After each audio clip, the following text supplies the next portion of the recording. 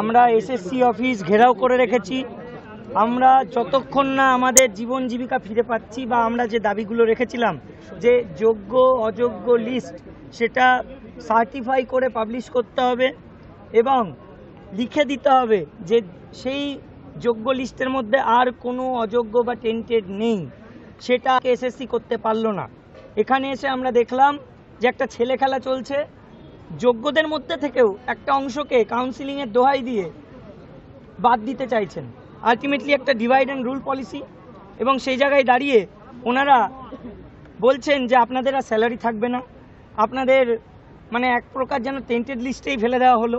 এটা আমরা কোনো প্রকারে মেনে নেব না।